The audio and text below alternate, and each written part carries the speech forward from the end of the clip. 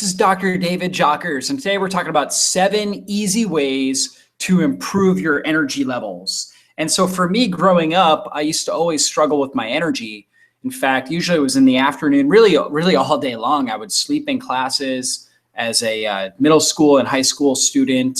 I always felt like I needed a nap, and I just thought that having low energy was normal and that I was just tired all the time. And then I realized that it was actually things that I was doing in my daily life that were affecting my energy levels, affecting my blood sugar and my digestion. And I started addressing those things using these 7 easy ways I'm going to teach you today. And it dramatically improved my energy. And now I've got all day energy. This morning I woke up at 5:30 to help work with my little twin boys. And you know what? I'll go to sleep tonight around 10 o'clock, but I will have great energy all day long.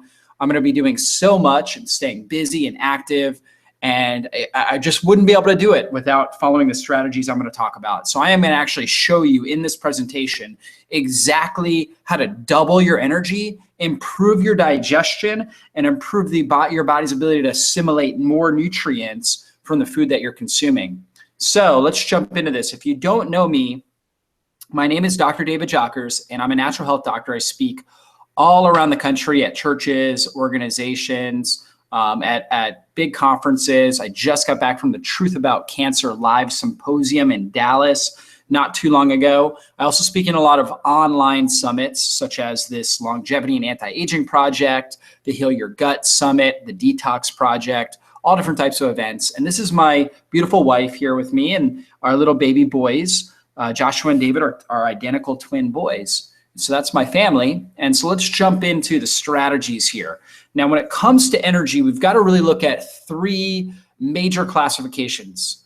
And these 3 are this. Number 1, we've got to hydrate well. Hydration is so critical to good energy, and people don't really realize this. In fact, we're told in our society to drink half of our body weight in ounces of water. Well, I'm going to give you a new strategy as we go on in order to maximize your hydration. But we're really hydroelectric beings. And what that means is that we actually produce energy from water and electrolytes, not from food. Water and electrolytes will give you so much more energy than food will. Food is important for our body to adapt from the stresses of the day, to build new building blocks so we can adapt effectively, so we can build the muscle tissue we need, so we can produce enzymes in our body and white blood cells and red blood cells and all of those types of things. So it's really about adapting and recovering. So that's first strategy, is hydrating well for good energy. Second one is keeping your blood sugar stable.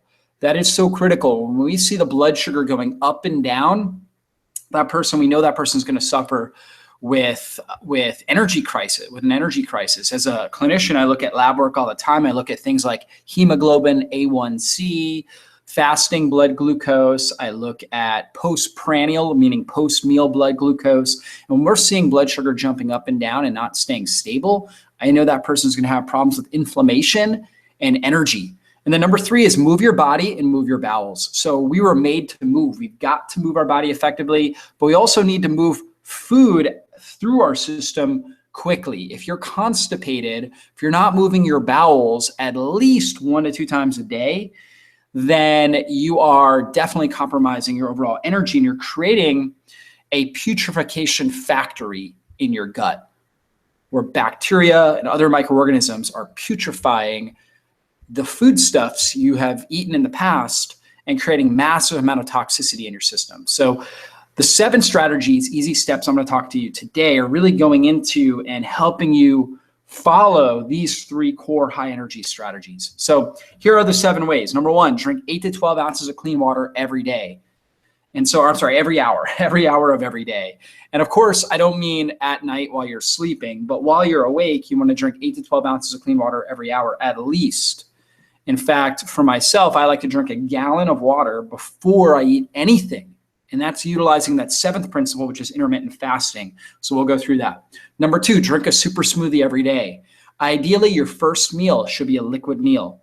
You can get a lot of good nutrients from liquids. You can put some berries, coconut milk, different things like that. Have a super smoothie every day. Fermented beverages, we'll go into some of the best ones for those.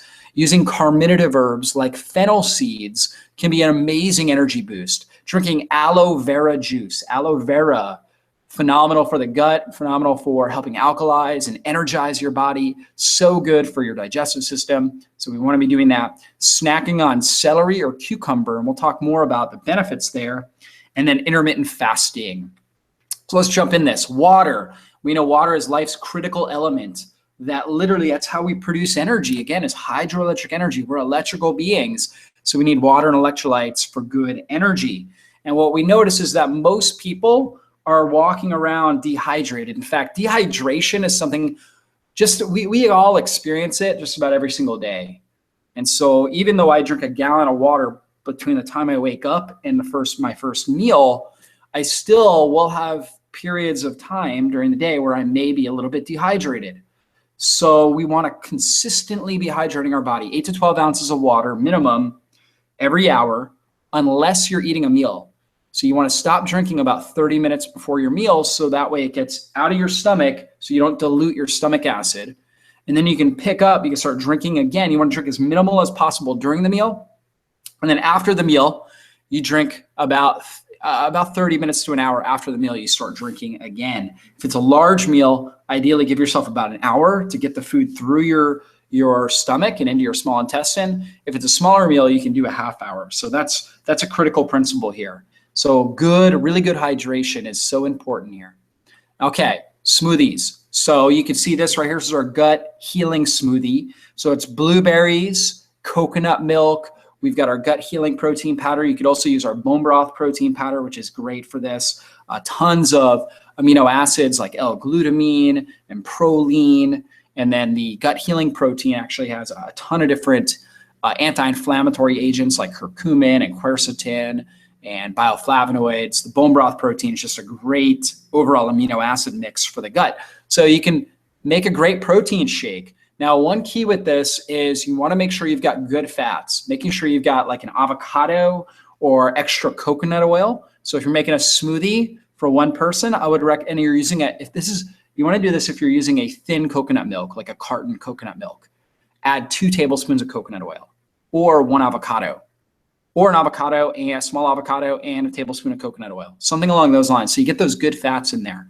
So important with this. If you're using the full fat coconut milk in the can, you already have enough fat in there, so you don't need extra. If you're using thin almond milk or hemp milk or rice milk, some sort of alternative milk that's a thinner variety, lower fat, you want to make sure, again, you've got at least 2 tablespoons of coconut oil, or an avocado and coconut oil or something along those lines to get that good fat in there. If you're using a raw grass-fed milk, a whole milk, then I would still put a tablespoon. That will have some fat in it, but I will still put a tablespoon of coconut oil in there just for more good medium chain fats. Getting the good fats in the smoothie is the key to keeping your blood sugar stable. And if you do that, if you do it right, then you should notice that you're satiated and you're not having sugar cravings or hungry for at least 4 hours after your smoothie. I have a lot of my clients, and they start doing this, they tell me that they'll have a smoothie in the morning and they're not even hungry until dinner, but they don't even eat lunch because they're not hungry. They just hydrate well. And that's really the goal. For myself, I have a smoothie for lunch every day, and then I'll have dinner. And so I drink a gallon of water in the morning, have a smoothie, some sort of a super smoothie with lots of coconut oil and avocados and stuff like that in there. And then for dinner, I will have healthy meat, vegetables, good fats like grass-fed butter and coconut oil and olives and avocado and stuff like that. So that's typically what I eat for high energy throughout the day. But most days, 5 to 6 days a week, I'm having some sort of a smoothie for lunch. And that's what I would recommend for you as well for high energy. Okay, one thing we definitely want to stay away from is all these different energy drinks like 5-Hour Energy, Red Bull, Rockstar energy drinks. These things are all loaded with toxic chemicals, all kinds of preservatives, sugars, and artificial sweeteners that are very, very bad for the body. So we want to stay away from those. Instead, what I like is fermented drinks. Okay, you can do fermented drinks, and they are great. You can see the Bragg's drink over here. Bragg's has a great one with ginger in it, stevia, and it's basically apple cider vinegar, water, ginger, and stevia, and it's awesome. It really gives you good energy. My favorite fermented drink, though, is Kavita. I love these Kavita drinks. This is coconut water kefir. So they ferment coconut water. Coconut water is loaded with potassium, The problem with coconut water is it has too much sugar in it. It has a lot of sugar. So here, when we have bacteria that ferments the coconut sugar, it reduces the sugar content. The bacteria eat it, and then they produce B vitamins and organic acids. You see, good bacteria, they eat sugar, and they eat really toxins in our body in general, like sugar, and then they actually produce nutrients, B vitamins. They produce organic acids, which help provide a good environment for stomach acid production and for bile, pancreatic enzymes, and just a good overall environment for healthy microbes. So Kavitas are great. My favorite is not actually shown here, but it is the coconut lime mint mojita. So it's mint and lime. Mint is a great carminative herb, which we'll talk about next. Lime is loaded with vitamin C as well as bioflavonoids, which we call vitamin P. So lemon and lime, really good for the body. They're both rich in these powerful nutrients that help distribute blood flow throughout the body. Vitamin C and vitamin P, so good for the body and support the digestive system and the energy levels. So carminatives. We talked about mint, ginger, other good ones. Cinnamon, for example, is a good one. Anise. You also have things like thyme and basil. And so this is an herb that promotes digestion, relieves cramps and gas, and increases appetite. Oftentimes it's aromatic, meaning it smells good. Like think about cinnamon, it smells really, really good. So we want to use these herbs. And one great herb that we can also add in that's just simple and easy is fennel seeds. We can just chew on some fennel seeds. Fennel's great for digestion, will help stimulate your bowels in a gentle way to help move things through. Carminatives are really good for helping with bowel motility, the intestinal contractions called peristalsis. They help move things through our system. Because again, we've got to get food out. We got to get food waste out. Ideally, we want food to go through our system and we want to get rid of the wastes in about a 12 to 18 hour period. If it goes up to 24 hours, I think you're probably okay, but 12 to 18 hours is kind of the ideal. So that means that if for example, if I eat lunch, I have a smoothie or something like that, I want whatever wastes that came in that to be out by the morning time. So when I wake up in the morning, first hour or two, I should be getting rid of the wastes from that lunch. And then if I had dinner, I should be getting rid of the wastes from dinner around lunchtime. And that's really a good cycle. And that's typically a cycle that I'm on, unless I'm under a lot of stress or not following these principles or traveling. Sometimes that can cause issues like this. Usually for me, it's a hydration issue. I've got to make sure I'm hydrating well, and then I move my bowels really well. But these carminatives, they're great. So if I notice I'm not moving them well, just chew on some fennel. That can be really, really helpful. And it's just a great tip for good energy. Fermented vegetables and drinks, like we talked about, these have a carminative effect. You can throw ginger in green juices. You can do fresh herbs like basil and mint and thyme, oregano, things like that, all carminatives, all really, really good for the gut. Herbal teas, so you can do teas, you can do essential oils. So lots of different ways to get these in our system. The key is we want to use them. We want to get them in. In Western society, we really don't use carminatives much. And they're so powerful, and they've been used by our ancestors for thousands of years for their medicinal qualities, and they can really help you with your energy. Aloe vera, this is another one that I love. Aloe vera, I'll drink aloe vera juice. You can use aloe vera gel. And there's so many things you can do with aloe vera. It's awesome, but it's one of the best things for helping with, again, the peristaltic activity of the gut. Especially if you are constipated, aloe is so good for helping, has somewhat of a laxative effect, a mild laxative effect, not like a real extreme one. Also really good if you have low stomach acid levels, which is very common. I did a YouTube video on that you can look up. Stomach acid levels and acid reflux, really, really good for those conditions. Cucumber juice. So doing cucumbers and celery. You can make juices with this, or you can just munch on it. You can just dice up some cucumber, put a little bit of apple cider vinegar, or squeeze like a lemon or lime or lemon juice or something like that on it. Put on some good salt, some good Himalayan sea salt, and maybe some other herbs. And it tastes amazing. And that will help with energy because cucumbers and celery have tons of electrolytes They really don't have a lot of calories to burden your digestive system. And they're going to give you more fluid, more fluidity, and more water. They're going to also help with stimulation of your bowels, which again, we talked about as a key energy tip. So doing juices like this as well can be really easy. I mean, these are not complicated juices to make, and they're also really, really good for your skin, for your hair, your nails. So they're really beauty foods, but they also will dramatically improve your energy. So 2 cucumbers, a half a slice of ginger, 1 lemon, awesome. 2 cucumbers, handful of mint, 2 cucumbers, 3 stalks of celery, 1 lemon, half-inch slice of ginger. All great recipes. Or if you don't even have a juicer or you don't have time to do that, just dice up a cucumber, throw on some apple cider vinegar, some Himalayan salt, some herbs. Tastes fantastic that way. Will really improve your energy. Okay, intermittent fasting. This is a strategy where we take time between meals. In our society today, we're told eat 5-6 meals a day, eat every 3 hours. I'm not a huge fan of that.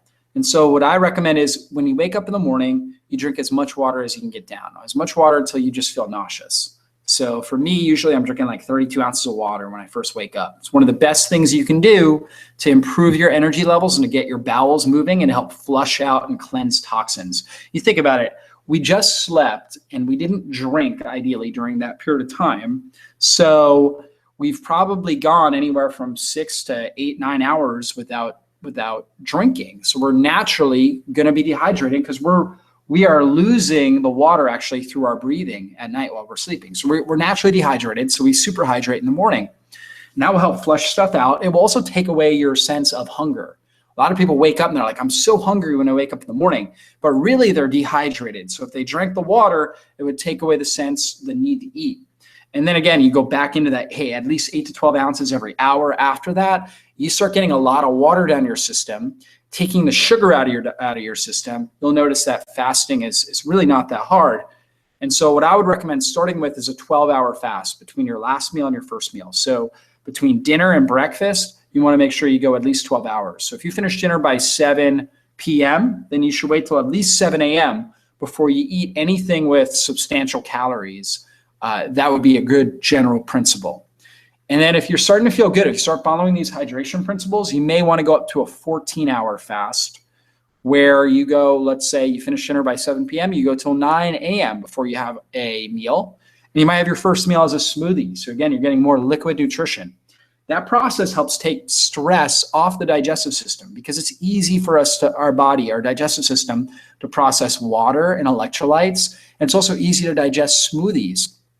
Therefore, we're going to be more energy efficient. We're going to have better overall metabolic flexibility, the ability of our body to adapt the metabolism. And that's a key principle with good energy. So that's where we start. Then we can start moving up to a 16 to 18-hour fast. That's typically what I'm doing, where I'll finish dinner, let's say by between 6 and 8 p.m. And then I will wait to eat till 12 to 2 p.m. after I've had my gallon of water. So that's usually what I'm doing, and that's a great place to be. And so you start with 12 hours, then you can bump it up to maybe 13, 14 hours. And then from there, if you're feeling good with it, you can go up to 16 to 18. So that's how you do intermittent fasting. And it's a great way to improve, again, your energy efficiency, upregulate your mitochondria, which allows all your cells to produce energy more effectively and efficiently. So very powerful strategy. All right, let's jump into some key supplements. One key one for good energy, good brain function, adapting to stress well is magnesium. And most people don't understand how important magnesium is, but it's a crucial nutrient for over 300 functions in our body. Very important for good, deep sleep. And the better we sleep, the better energy we should have throughout the day. So magnesium is key for that. It also helps calm and relax our nerve system so it doesn't overexcite itself. A lot of people, especially when they have adrenal fatigue, they have hyperexcitability. So they when they're under a little bit of stress, their body overproduces stress hormone, produces a lot of energy quickly, but then burns out. Magnesium helps balance that. It helps our body to adapt to stress more effectively. Very important for cellular energy production, for good circulation, getting oxygen to the different cells of the body. So magnesium, super key, one of my biggest energy supplements. And it's really, for me, it's like my core supplement that I personally use and that I recommend for clients is a good high quality magnesium. My favorite is Brain Calm Magnesium. This is a form of magnesium called magnesium L-threonate, and it also has a few other forms, glycinate in there, but the main form is the threonate, magnesium L-threonate, which crosses the blood-brain barrier and supports healthy brain magnesium levels, helps reduce stress hormones in the brain to have more effective brain energy, helps support memory and what we call your cognitive acceleration, where your brain's able to really move at a quick speed and adapt to stress well. It also helps improve mood, and overall it helps improve what we call synapse number and function, meaning that your brain is able to rewire itself more effectively. The better your synapse number and function, the gaps between the neurons, the better you're able to learn things. So Brain Calm Magnesium, not only does it help calm a anxious, stressed brain, but it also helps with memory and learning. So I love this supplement. I use a lot of it regularly. My patients absolutely love it, rave about it. And this is a key one if you want to really take your energy to the next level. Next thing we're going to talk about is bone broth protein. This is great. So if we're doing smoothies, we want a really high quality protein powder. This is a great one that tastes awesome. The vanilla, the chocolate taste amazing, and loaded with the right types of amino acids to help support your joints, your skin, your muscles, your digestive system, to help heal leaky gut. So we love this. You can also use the pure and put that in water. And it's like drinking bone broth. And then if you want really powerful anti-inflammatory activity, you can use the turmeric. Put that in shakes and in water, and that will really help downregulate inflammation in your body. So bone broth protein, I would recommend that for your protein shakes. And then finally, energy charge. And this is something that I will use periodically in order for performance enhancement. So caffeine gets a bad rap. Caffeine actually can be one of the best things for healthy brain function. It just has to be used right. And most people in society are overusing it. They're abusing it. They're drinking coffee throughout the day. They're drinking energy drinks, Mountain Dew, all these caffeinated beverages, Cokes. And these caffeinated beverages will overexcite their adrenals, but they feel like they need them because their body's so poor at producing stress hormone and producing energy. This energy charge actually is a formula that not only has a small amount of caffeine that gives you a performance enhancement, like I'll use this before workouts for increased strength in my workouts. I'll use it for performances, for better overall mental clarity.